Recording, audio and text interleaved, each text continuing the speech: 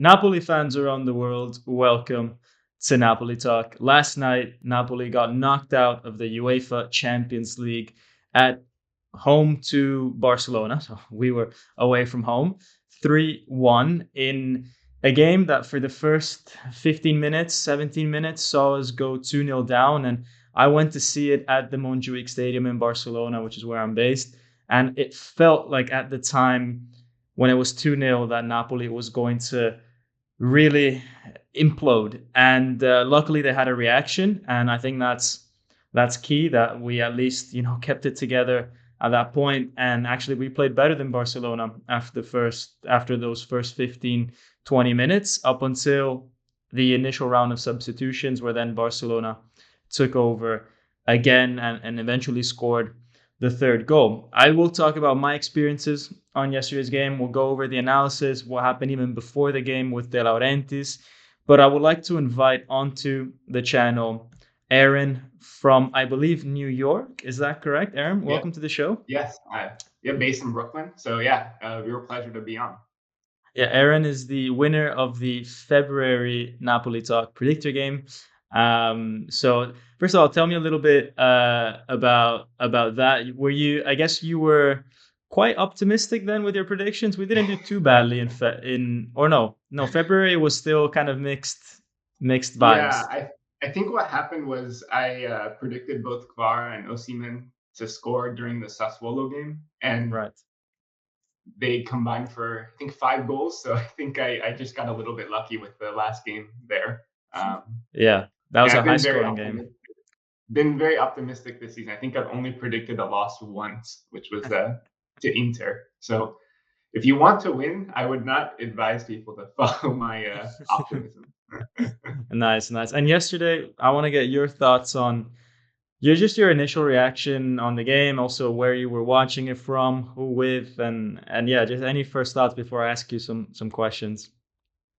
Yeah, so I watched the game actually with a friend of mine who's a Barcelona fan at this Neapolitan pizza place that streams the games called Ribalta. It has excellent, great pizza. One of the as close as you can get to the real Napolitani no, pizza. But yeah, my first thought on the game is honestly a little bit angry because I just look at the quality of that starting lineup for Barcelona, and I don't think it's superior. I think you can make an argument one way or the other, but it looks pretty even on paper. And for us to allow them to beat us so easily, without having to work too hard for it, I think Calzona made a lot of errors during the game in the setup, and then some basic errors from the players as well. Yeah. Like if Barcelona plays great and beats us, like fair enough, but I feel like we gave it to them. Yeah, and regardless of how they play, I think just looking at that starting formation, as you said, you say there's not much between us and them there. I actually think we've got a better 11 on paper because if you look at their midfield, they've got Yeah, Christensen, who's an adapted center back playing midfield. You've got 20-year-old Lopez in there, who actually scored a goal on us. You've got a center back who's 17, marking yeah, Osimhen. Um, right. so there were a lot of ways that Napoli could have hurt Barcelona. But yeah, I have the same exact thoughts. Before actually getting into the game, I just want to go over something that happened before the game. Maybe you're aware the De Laurentiis altercation with the media, where Politano was giving an interview and to Sky, and then De Laurentiis goes up to the camera, shoves the camera operator, and says, I don't want to speak to you guys.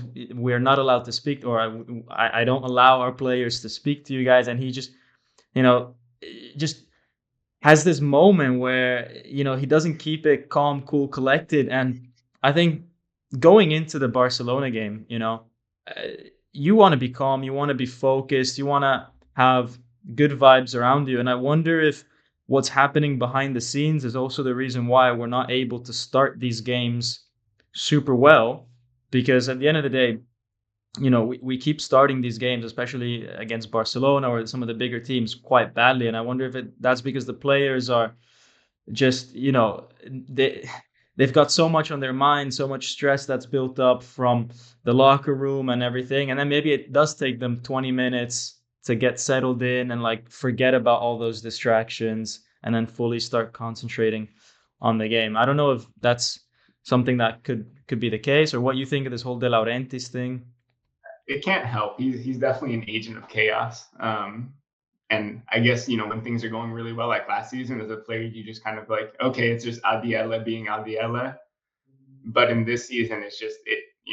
It can't help. I mean, it's clear he's done such a great job in really running the club and rising it from Serie A to where we are now. And yeah, it's kind of a moot point because it's not like he's going to sell anytime soon. But this season, especially, both with the Mercato and just the way he's acted throughout the season, it's definitely not been a net positive. Yeah, we'll get to the Mercato in a bit because I think that's what cost us. Not necessarily the summer Yeah, Mercato, but the winter one. We'll get to that. I Before think the that, summer one yeah, actually. yeah. Before that, also Sarri was sacked, or no, he wasn't sacked. Sarri basically left Lazio, handed his resignation, and De Laurentiis even had the courage to say that people that do that, are losers and everything, which is, I think, just so, tone deaf. I feel like if you sacrifice your salary. You have a contract, they're going to pay you 4 million a year, and you say, you know what, I'm not the man for this job. Clearly I can't lead this Lazio team. I'm going to step down. I think that's the right, fair, honest thing to do. And it just shows Adiele's mentality that he would rather, bring a club down to the ground, drag it along with him rather than just step aside and be like, you know what, I'm not capable anymore, because if he criticizes Sarri for stepping down, that means that he's never going to step down himself. Um, so yeah, it goes back to what you were saying, also how he managed the winter transfer market. What do you think could have been different in this transfer market, that especially this one compared to the one in June?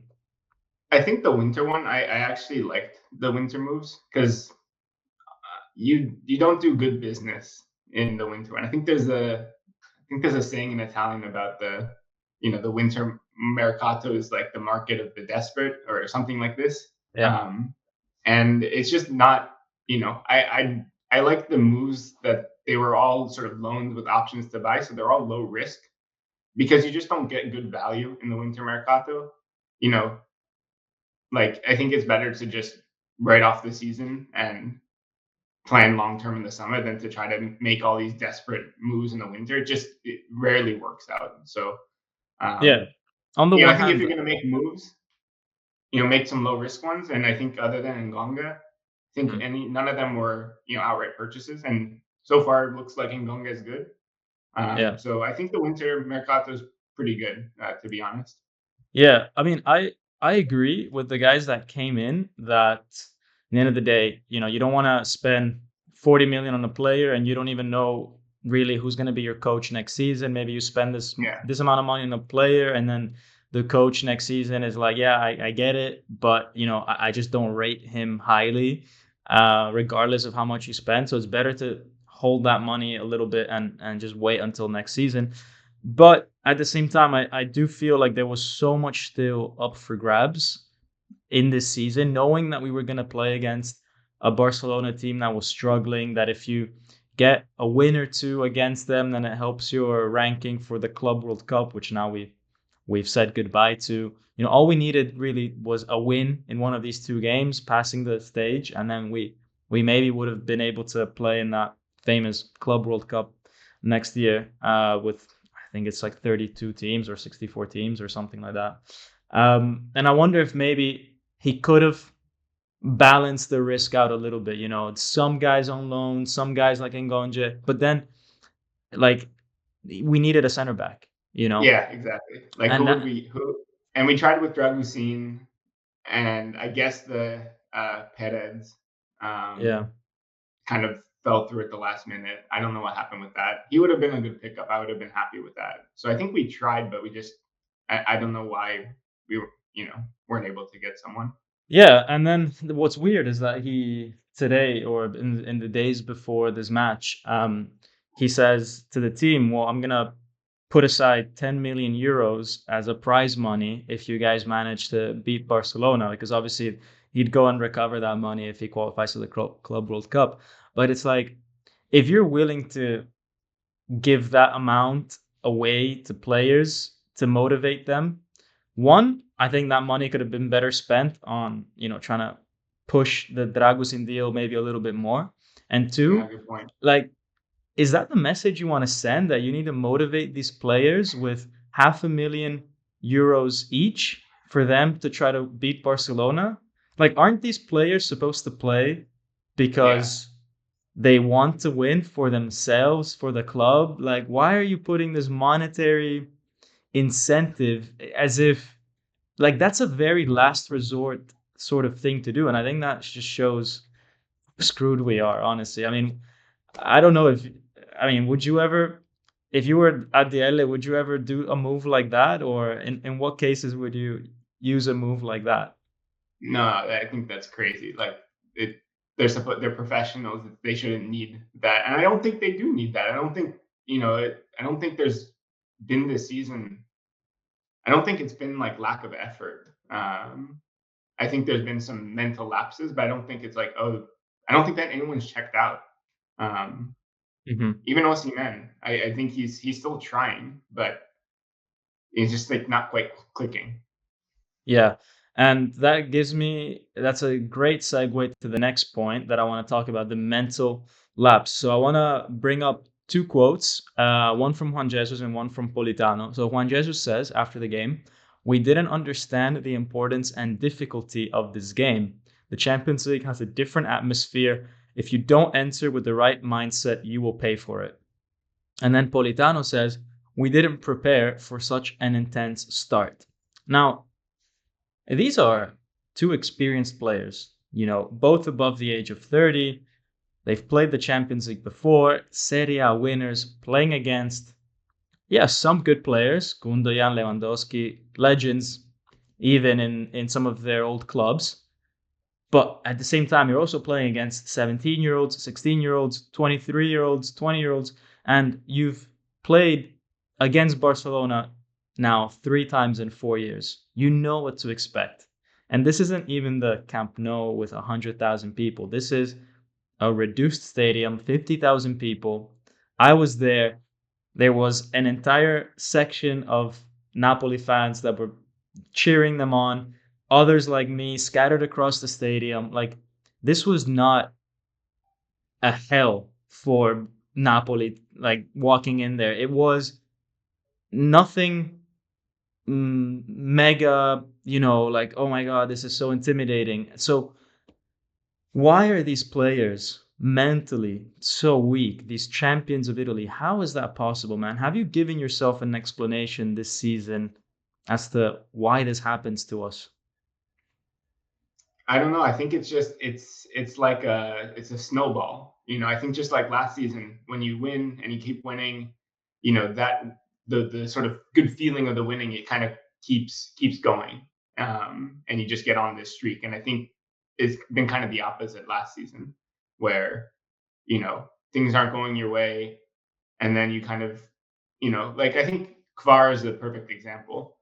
Like this season, especially not so much lately, but especially under Mazzari, he really just tried to do too much. And when you're like, hey, we're in a hole, I'm gonna try to, I'm trying so hard to get us out. You don't play with that serenity. Um, and you just sort of, you don't, you're not sure with your movements, you're thinking too much, and it's just all of these little things in your head, and you just don't play as calmly. And I think it's really more that than anything. Yeah. And there's definitely that aspect there. There's also the aspect that I'm surprised though that they said that they weren't expecting such an intense start from Barcelona. I mean, I think I I think it's naive to think that Barcelona would just, play calm football. I mean, the score is 1-1. They're playing at home. They're hyped. They know that they don't have a deep bench coming into this game, so they need to kill the game off quickly. I'm surprised that Napoli was caught by surprise. And what's frustrating is that, whilst I do understand that guys like Kvara, even up to Osimhen, like some of the 25s and unders, they, maybe feel this pressure a little bit more. They go down that rabbit hole, that spiral a bit more. Like, I wonder why a guy like Juan Jesus, a guy like Politano, a guy like Di Lorenzo, with all their experience, they're not able to just compose themselves a bit more and,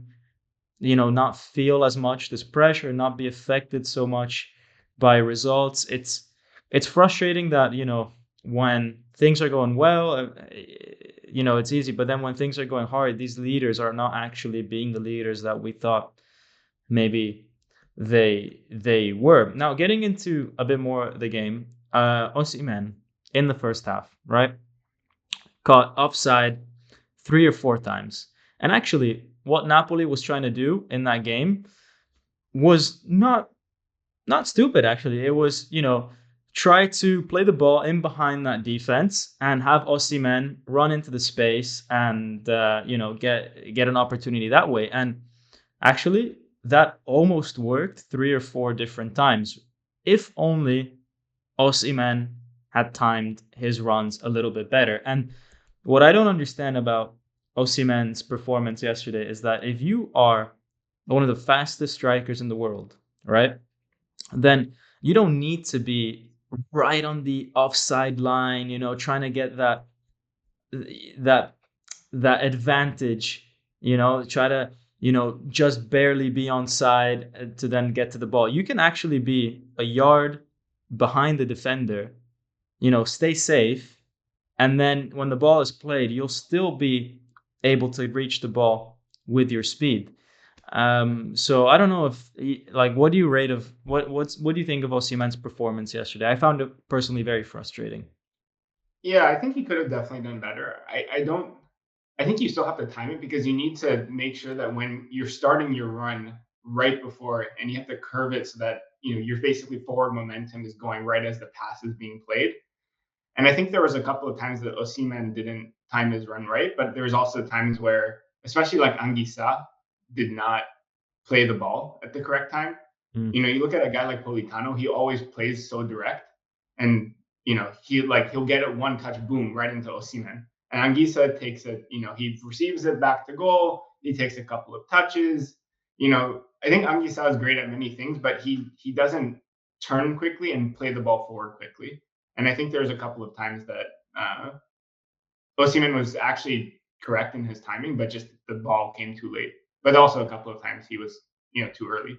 No, that's a good point as well. I mean, that brings up Anguissa, which was another guy that I thought was kind of frustrating yesterday because he started the game quite badly. Then he seemed to recover. Then he went through again a phase that it was quite like he is just in the 90 minutes, just so inconsistent. Like some players have like a good game and a bad game. I feel like Anguissa is a player that has like in every game he has good 15 minutes, bad 15 minutes, good 15 minutes.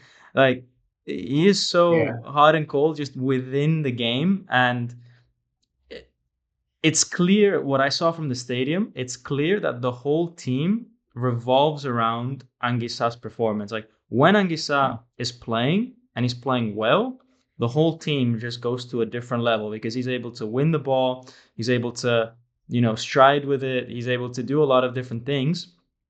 And he gives us that physicality that we need. But as soon as he drops, then the whole team drops. And actually, people in after the first goal, what I saw from the stadium, maybe the cameras didn't pick up, was everybody was talking to Anguissa.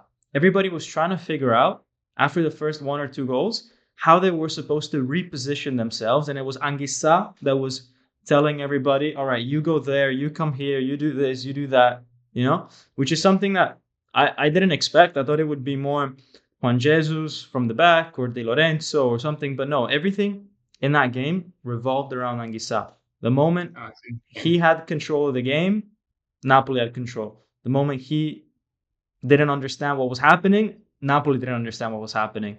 And actually, like I think he should have been subbed off though. maybe with 20 minutes to go, I thought he ran out completely of energy. And in fact, the goal that Barcelona scored, the 3-1 that came from a throw-in, it's a throw-in Yeah, that I'm so mad about that goal. Anguissa It's gave it away, and there was no me too. reason to throw that. I mean, they spent 90 minutes trying to play from the back, making crazy risks. And then in this moment, you could just tell that Anguissa just didn't have the energy to want to play from the back or think about, oh, if I now play the pass to, let's say, Di Lorenzo or something, then I know that I have to go from my box all the way to the other side of the field and, start a new Napoli attack. He just didn't want to do that. He didn't have the energy. So he was like, I'll just throw the ball away and like try to recover some energy. But you can't do that in a Champions League game. But even after the throw-in, you look at the throw-in, they're 3v2. No one's marking the thrower. And so they're able to just throw it in, do a quick combination, and then just get into the box. And it's like you learn that in U10 football to Yeah. mark the person who's throwing it in. It's literally a 3v2 if you watch the goal again. It's such a basic error. And I don't know if that was because Raspadori, I don't know if that was Raspadori's fault or Anguissa's fault, but it was just Lindstrom and Di Lorenzo against Mhm. three Barcelona players throwing it in. Of course, they're going to be able to pass it through because it's 3-on-2. It's just these very basic errors.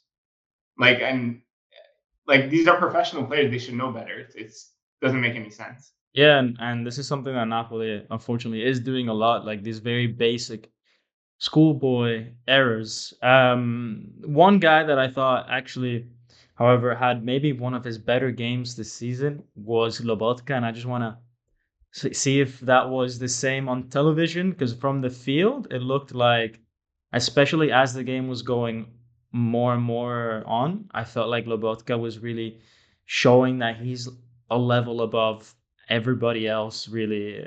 Maybe even on the field, I thought he was maybe the best player on the field at some points. I don't know if you thought that as well. Yeah, he was great. He was really press resistant. Really got out of situations when they were press him, and then he kind of turn, dribble the other way, and open up the space. I thought, yeah, he was great last night. I think I'd be curious what you saw in the second goal because it was second goal for Barcelona because it was hard to see on TV exactly what happened, but it looked like Lobotka went to press, and it looked like he was expecting Juan Jesus to kind of cover the space, and he stayed deep. Yeah. So I don't know if I couldn't tell from my vantage point whose fault the second goal was. Yeah, Um, no, for me, from my point, it was just so quick. It seems like it was a bit of Lobotka's fault, to be honest, yeah, that goal. It seemed so quick, but what I noticed more so than anything in that goal is the struggle that Di Lorenzo had in covering Joao Cancelo. And like Giovanni Di Lorenzo, man, you have experience. Joao Cancelo is the type of left back to go and attack. He's like Teo Hernandez, but like we keep suffering from those kind of wingers. I mean, how many times has Teo Hernandez for Milan, scored against us or made the difference against us? And again, here Joao Cancelo against us made the difference, got past Di Lorenzo. Like I just found it way too easy for these players to find space to get past our defender. So yeah, I think Lobotka like started the issue. Um, but I would have liked to see a bit more preventive marking from Di Lorenzo and the defense in general, just like covering a little bit that space better, not getting ran past so easily. You mentioned Raspadori and Lindstrom before, right? So I want to talk about these substitutions. First of all, that Lindstrom chance, it was right in front of me. Uh, like, look, from the stadium, guys, it was harder to miss than to score. I have not watched it on television. I have not watched the highlights again, right? Because I don't want my mind. I came into this video. I don't want my mind to be affected by a different view from what I experienced. And I wanted this to be like a comparison of my view versus your view that you saw it on TV. But from the stadium, it looked harder to miss, not necessarily to score, but just to hit the target. Harder to hit the target. Harder to miss. Yeah, harder to miss than to hit the target. So I don't know how you saw it. Yeah, it reminds me of. Do you remember the first game against Fiorentina last season when Lozano had that very easy header and Hmm. just completely missed off target? Yeah. And this was not as easy as that one. Yeah, So that it was was easier. similar, but Yeah. what? That was The easier. Yeah, Lozano yeah. was easier. So on TV, it looked like a really good chance, but I think even if he got it on target at the near post, uh, it would have been a pretty small window for Ter Stegen to, you know, to be able to beat the goalie. But still, I think you have to just head that down and on target. And if the goalie saves it, like fair enough. But you Mhm. have to get that on target. From the stadium, the ball whipped in. It felt like it had a lot of speed, and also the contact that he made with the head was clean and with speed. I Yeah, really don't think Ter Stegen would have gotten down low enough in time to save it had it been on target. I get that maybe with his Lindstrom's leg.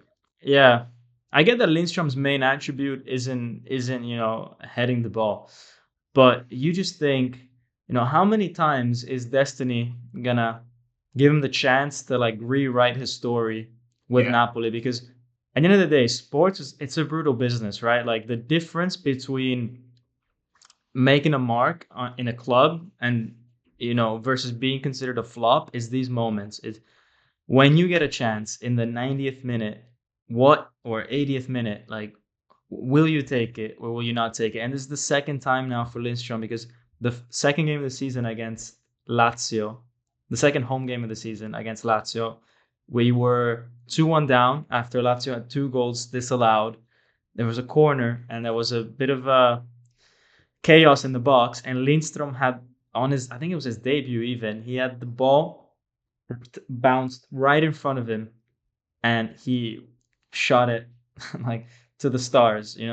And that time you could say, okay, well, it's his first game. Let's not put any blame on him.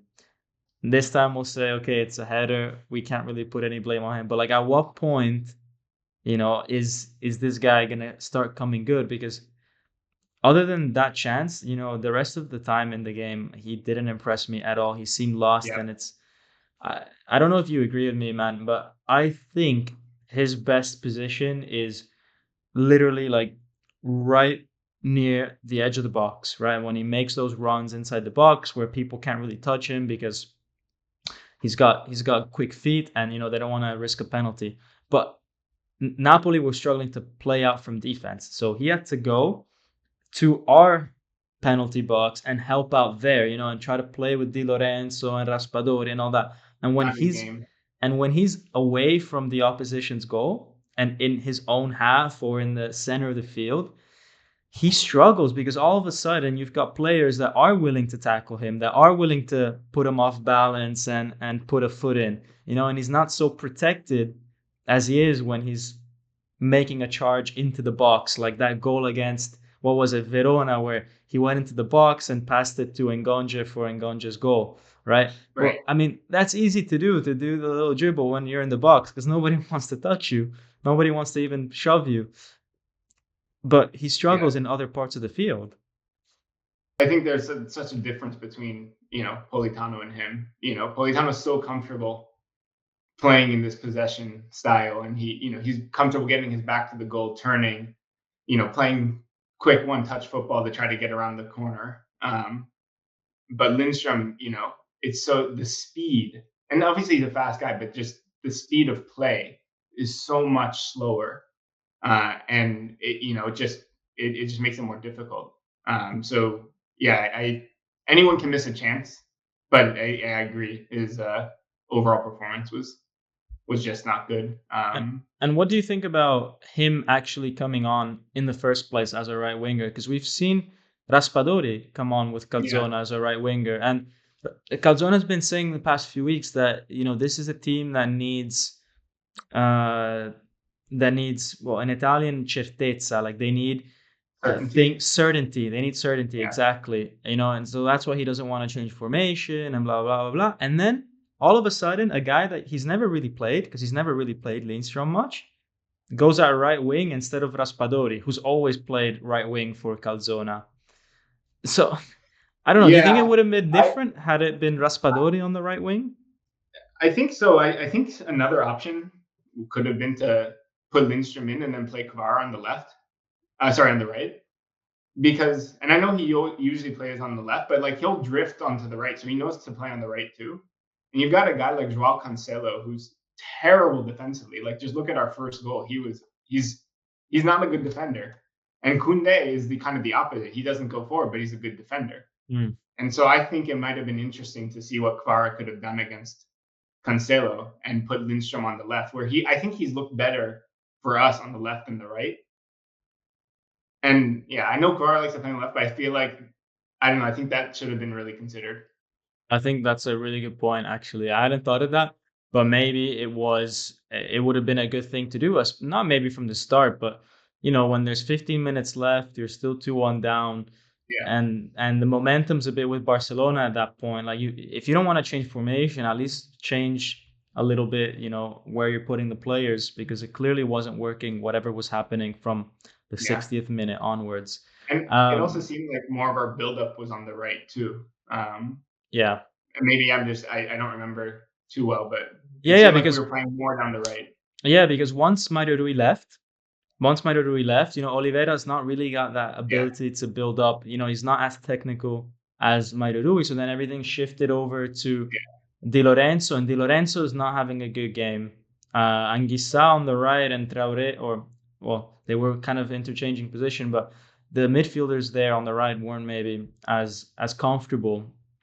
And also because on our right you would have guys like Gundan, so a bit more experienced, a bit more, it just didn't really work out for us when those substitutions happened. Oliveira's performance, a quick word on his performance. yeah. I mean, he's okay. I don't think he played his best game, but he didn't play that badly either. I think it probably would have made more sense to start him and then put on Mario Rui when things are the game stretched a little bit, there's a little more tiredness. I think that's when you want the technique. Um, but yeah, it wasn't his best game, but like he is who he is. Yeah, that's true. No, I look, he hit the crossbar or post late on as well, but he came on and I don't know. I'm gonna rate him. Foreshadowing here. I'm gonna rate him quite lowly because when he came on, I feel like it forced us, as we said, to shift the game over to the right. It put us under a lot of pressure. He came on immediately, got a yellow card. Yamal dribbled past him, conceded. That's not a yellow card. The Barcelona players were diving. They were Yeah, flopping. Every time there's contact, they jump in the air. Like that's a foul. It's not a yellow card. Like yeah, please. yeah. I think I it mean, it's not was. why we lost, but like it was just very Yeah, frustrating from the yeah, refereeing yeah. perspective. The way I saw it was maybe it was a yellow card because he was heading towards the box, so it was a bit kind of a goal scoring opportunity there. But yeah, I agree that the referee was not the best in this game. I mean, we haven't even talked about that Osimhen penalty or not from the stadium. It looked like a penalty.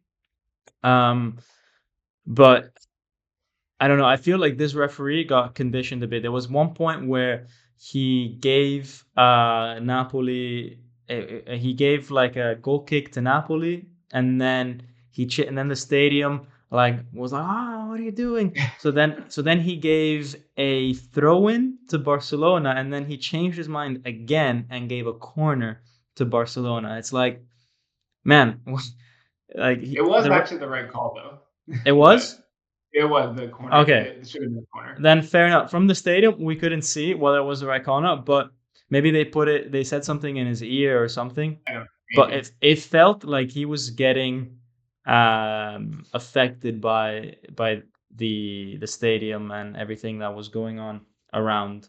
Now let's get to towards the end of this video, the player ratings. So I've got it on the screen here. I've put quite poor ratings. I sent you them by email Yeah, earlier. let me pull it up. I sent it to you earlier today by email. Um, I've got Kvara Politano 6.5, as well as Meret and Rahmani, who obviously scored. Juan Jesus 6, because I think actually he did all right. Shaky start at first, but then was okay. But then everybody else I think was below average, and I gave a pretty poor rating to the midfield who couldn't handle the teenagers out there. The wing, our fullbacks suffered, and then I gave a really poor rating to our subs, who I think when they came on, they didn't affect the game. And Osimhen, I put him as the worst player just because, man, if he doesn't score in these games, if he's caught offside so many times, I get the whole Anguissa could have passed it earlier, but you also need to adapt to the players around you. Like, it's this fourth season playing with Anguissa. If Anguissa has limits with, he takes an extra second to pass the ball, then you should adapt as a Yeah, player. good point. Um, that's something that, for example, Thierry Henry said about how he became what he became. He's like, before I used to just play to my strengths. Then Arsene Wenger was Mhm. saying, do you think it's the same if Robert Pires is passing you the ball or if this other guy's passing you the ball? No. So when it's the other guy on the ball, you change the way you play to that guy because he has the ball and he controls where that ball goes. And so then Henry, what Mhm. he did was that he would literally adapt his runs based on whoever was on the ball. Um, and yeah, it just doesn't seem, like a good thing that he's pocketed by a 17-year-old and all that. I was wondering if like any Yeah. of these player ratings like are, just completely off in your opinion. Not too much. I think I would have put Traore a little bit lower than Anguissa. It's so frustrating watching him because his vision's so good and he makes the right decision, but his just technical execution of the pass was just the weight of the ball was way too weak. It got intercepted so many times. Like you can see it there. Like you can see tactically why he fits in. You see the sort of vision, and maybe after a couple more months, he'll get into form. But it was just really frustrating watching him yesterday. Yeah. Um, I also think Rahmani too high. Yes, he scored the goal, and I actually I've been defending him a lot this season, but the first goal, again, his fault. He keeps Rafinha onside, and you just like again, he's a half a yard behind the rest of the defense, and it's really basic. I used to play defender Mm. as a defender, and that's like the first thing that's ever on your mind is, hey, where are my other defenders? Let me make sure I'm in the same line. Politano passes Rafinha off, which is right, but Rahmani keeps him onside because he takes a step back. Mm. And so that first goal is pretty much like I give 80% of the blame to Rahmani. Um, so I think that was too high. And I think Politano should be a little higher than Kvara because I think he had a better game. So Yeah. whether Kvara is too high or Politano's too low, yeah, I think Politano was There after was that Lobotka chance. was our best player.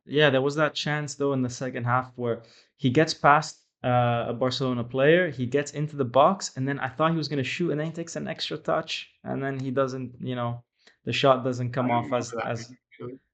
yeah, it was early in the second half, and I was like, oh man, if he had just taken an earlier shot, he takes an extra touch, and I think the shot gets blocked or something. Mm.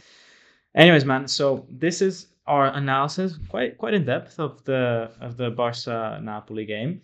Um, I want to just end this video off with asking you where you think we will finish this season, which position. I'd say probably I think sixth or seventh. Mm. Um, hopefully, Italy gets an extra place in the Champions League. So that means if we finish seventh, we don't have to play Conference League. Um, so assuming Lazio don't win the Coppa Italia.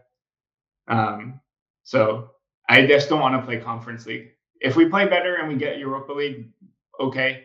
Hopefully we get Champions League, but I think realistically it's less likely than not. But who knows? There's still 10 games left, everything to play for. Nice, nice. Well, I hope we go a little bit higher, but I have the same feeling as you. Anyways, Aaron, thank you for coming on to the show. It was a pleasure to have you. And guys, put in the comments down below what you think of the game, your reaction, your review. your player ratings if you want. And we will see each other for the next one. Thank you. And as always, Forza Napoli sempre. Ciao.